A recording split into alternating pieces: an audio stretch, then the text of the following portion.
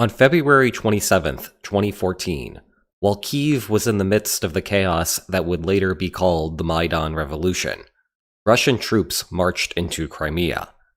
Less than a month later, Russia officially annexed the territory, at least according to Russian law. International law, of course, did not recognize the change of custody. In the aftermath, President Petro Poroshenko's official position was that Ukraine will eventually re-establish control over it, and that policy persisted after the transition to the Zelensky administration. But by outward appearances, at the start of 2022, it did not seem like Ukraine was making any progress on that, despite Western political support. International sanctions in the wake of the annexation had frozen Crimea. Its borders were no longer expanding. But Russia was approaching its 8th year of governing the peninsula, and Putin felt that the location was secure enough to make visits there. The longer that remained the status quo, all else equal, the less likely Ukraine would be able to change that.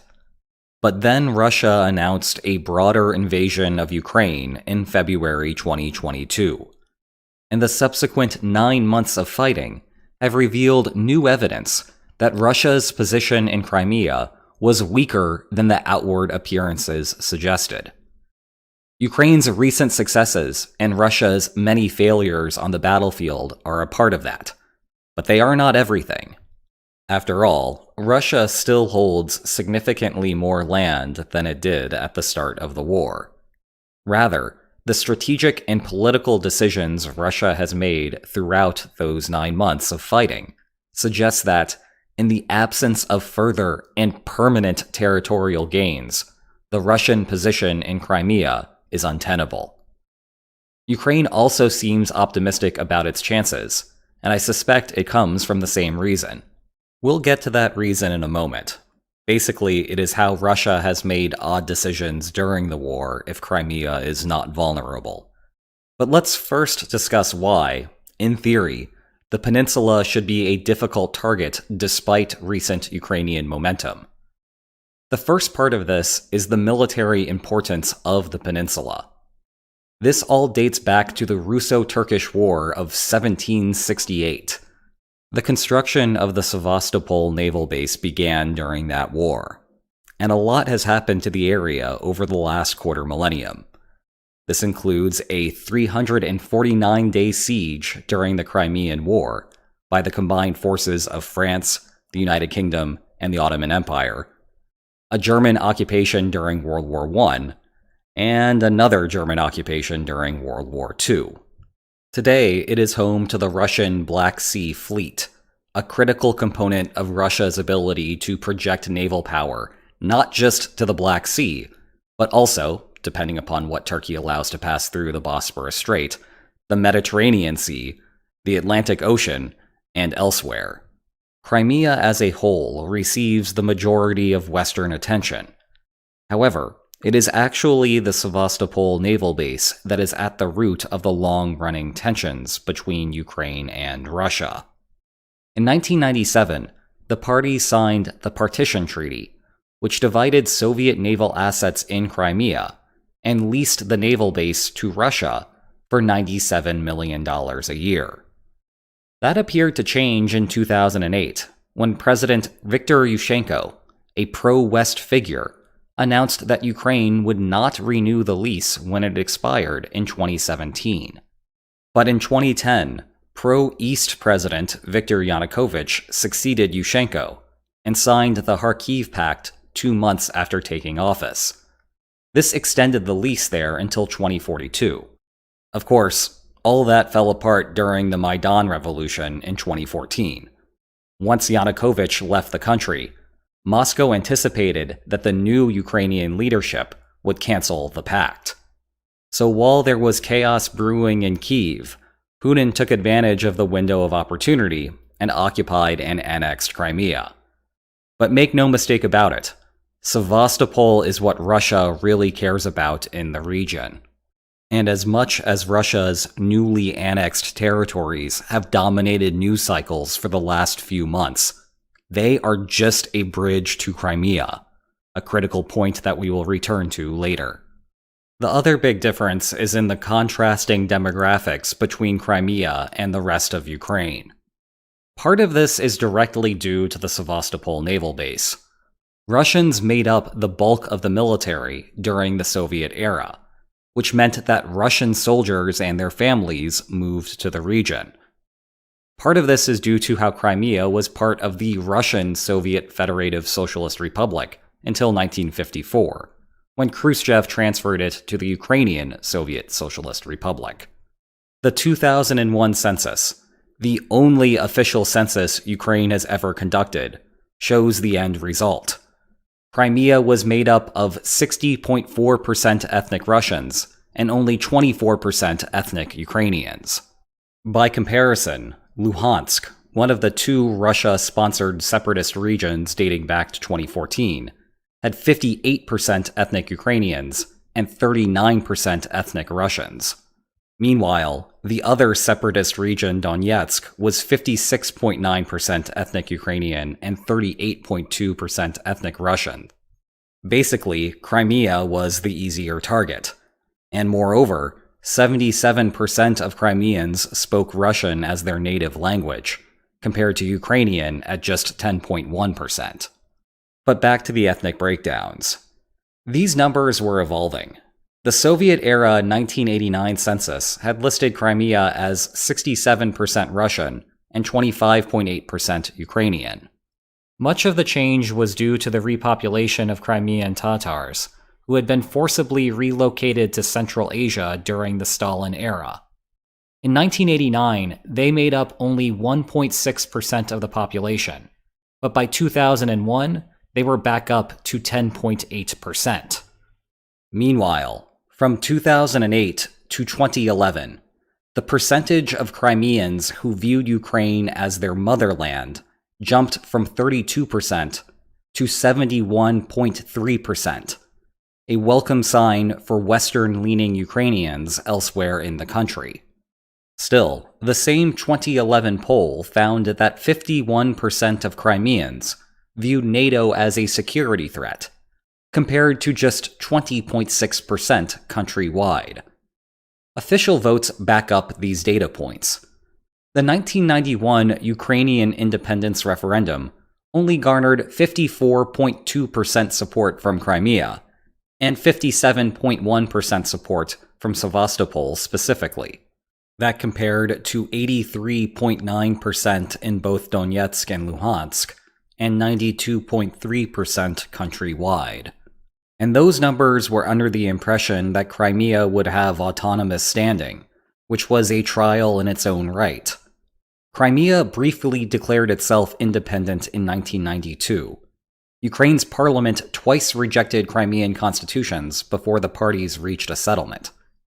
Things remained dicey for a long period afterward, with Ukraine's president briefly governing Crimea under direct decree in 1995. More recently, Crimea was one of the major bases of support for both of Viktor Yanukovych's presidential runs. Then there was the 2014 Crimean status referendum. We should not pay much attention to the 96.8% of voters in Crimea and 95.6% of voters in Sevastopol that Moscow alleges voted in favor of unifying with Russia. What is worth noting is that Western polling agencies showed that 83% of Crimeans thought that the more popular option won. And we would imagine that the demographics in Crimea have trended toward Russia since the annexation, with Western-leaning Ukrainians migrating out of the peninsula. But this is supposed to be an analysis of why Ukraine is optimistic about Crimea. So what's going on here? The thing is, it's difficult to explain Russia's strategy over the course of the war thus far, unless Moscow felt that its ability to administer the peninsula was falling apart. In other words, despite any of those demographic points and political difficulties with Kyiv from a moment ago, things are trending the wrong way for Russia. We discussed Russia's public motivations for the war in depth a long time ago, but it is worth revisiting the topic now, with the benefit of greater retrospect, to see why the signs are pointing to trouble in Crimea. The chief complaint coming from Putin, that was front and center in his war proclamation, was NATO expansion, with the alleged goal of the war being to stop Ukraine from taking that step. You will recall how this essentially boils down to a power shift argument. By this logic, Russia thinks it can lock in more from a war now than a war later, once Ukraine and NATO have linked up. The problem with this argument is that its observable implications are not present in our current reality. Once the source of the power shift has vanished, there is no reason to fight anymore. Russia stops facing any long-term vulnerabilities, and so the costs of continued conflict incentivize terminating the war. Whatever merit a Ukraine-NATO connection may have had at the start of 2022 has long since disappeared. NATO has territorial stability as a prerequisite for membership, and Ukraine will not meet that standard anytime soon. But ignoring that for the moment, consider the fact that the NATO Charter requires unanimous support for expanding membership. Finland and Sweden applied for NATO membership back in May. It's November at the time of recording. Sweden has a new prime minister, and Hungary and Turkey have still yet to sign on.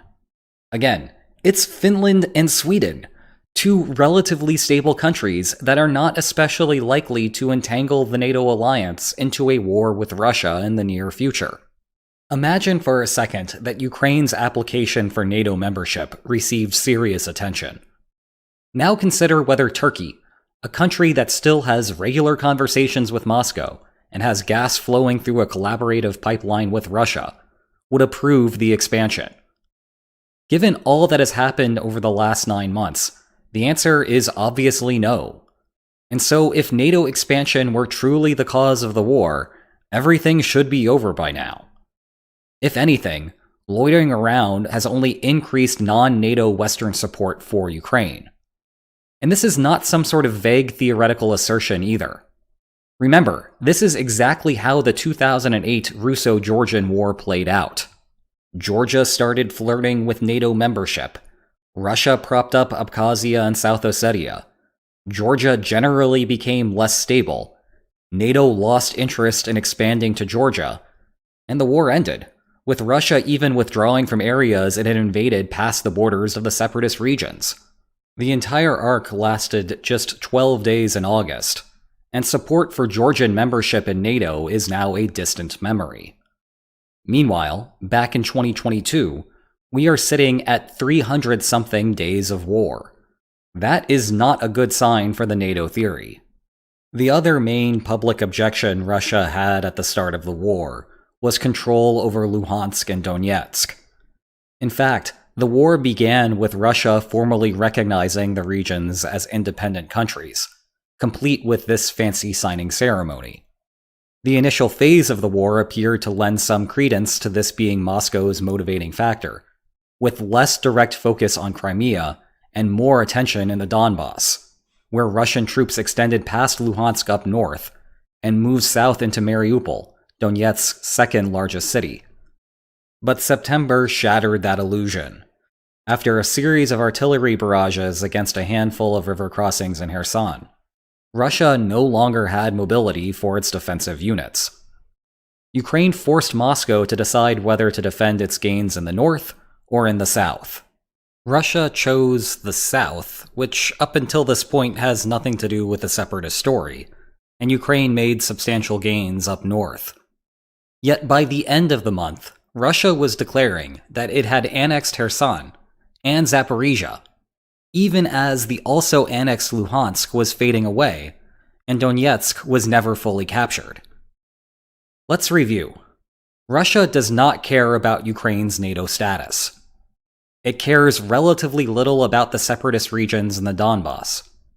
It has suffered an estimated 100,000 dead or injured since the start of the war. And it has made no attempt to retreat to the January 2022 borders, to stem the bleeding and entice Western states to press Kyiv to the negotiating table. The simplest way to explain all of these observable features of the war is that the situation in Crimea is a gigantic disaster. Imagine the reports Putin may have received toward the end of 2021. Sir, while the annexation of Crimea in 2014 was a historic triumph for the Russian Federation, the logistical situation on the ground is extremely turbulent. The peninsula's main freshwater access, a canal running from the Dnipro River, has been dammed since shortly after the annexation. In the immediate aftermath, we used a ferry line to try to service the peninsula. We knew that this would not be a viable solution over the long term, so we began work on a bridge to increase traffic flows in and out of Russia. It opened 3 years ago, and we were optimistic about how it would turn things around. Unfortunately, although it has stemmed the bleeding, it has not solved all of the problems we had hoped it would. A single bridge crossing is just not enough to sustain, for us, what is effectively an island of 2.1 million people. The Crimean citizens were generally supportive of us at the time of annexation, but their patience is wearing thin. Before our annexation, agriculture comprised 60% of the consumer goods Crimea produced. Unfortunately, food is no longer plentiful there. The damming of the canal immediately evaporated that number. The tourism sector also used to be big business for Crimea. There is a reason why the Big Three met at Yalta, and why Mikhail Gorbachev was vacationing there at the start of the August coup. But due to international economic sanctions, it is basically just Russians who are now visiting. Despite having sizable energy reserves, Crimea is still a net energy importer, relying on electricity coming from mainland Russia. The billions of dollars in this and other subsidies we have been sending to the peninsula are just not enough to overcome the geographic challenges. We worry that there will soon be organized resistance to our regional government. Worse, they live on the periphery of our federation. Compared to St. Petersburg and Moscow, our security forces do not have as strong of influence over them. If we lose control over the situation, we will have to withdraw from the Sevastopol naval base. Our secondary naval facilities on the other side of the Kerch Strait and in Rostov simply are not equipped to handle the fleet. Never mind how Sevastopol's location is the superior tactical position. But we have good news. There is a solution. Further annex Ukrainian territory. We already have a foothold with our separatist operations in Luhansk and Donetsk.